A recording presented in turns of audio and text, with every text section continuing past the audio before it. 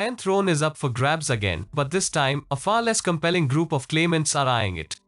The House of the Dragon, the prequel series to Game of Thrones that dominated television discourse for almost a decade, takes a rather bumpy flight, well, at least going by the first episode. The much-awaited prequel series begins with casual name-dropping of Daenerys Targaryen, Emilia Clarke, the self-made queen and mother of dragons in Game of Thrones, who suddenly succumbed to the famous Targaryen madness and reduced King's Landing to ashes, something the audience has never quite forgiven the much-condemned Season 8 for, and rightly so. House of the Dragon emphasizes that the show is set 172 years before her birth, so subtext, stop expecting anyone from Game of Thrones to show up, thank you very much. In the first few minutes, the characters' ambitions are almost set in stone, preparing you for raging battles and treachery that is to come.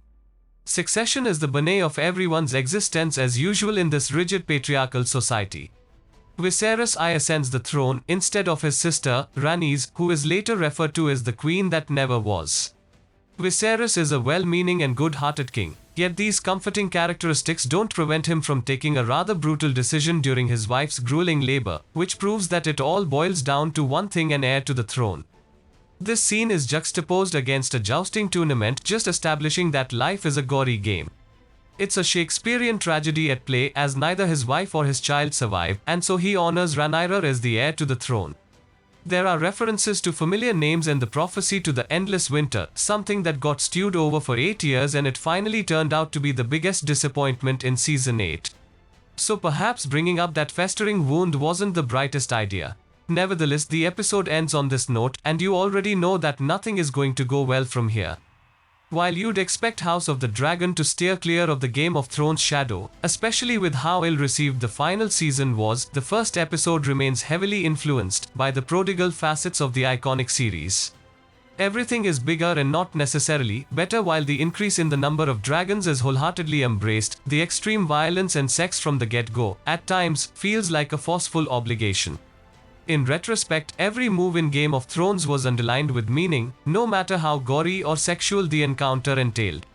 There's one particular merciless bloody sequence, which I won't spoil for you, that is definitely not for the faint-hearted.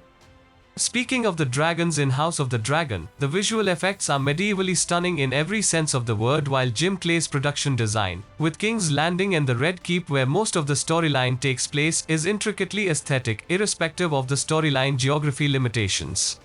Even Johnny Temaim's costume design is worthy, weaving House Targaryen's complex tale through every thread and steel adorned. Let's not forget the return of God staple Raman Djawadi, whose score remains a powerful asset to Martin's wildest fantasies.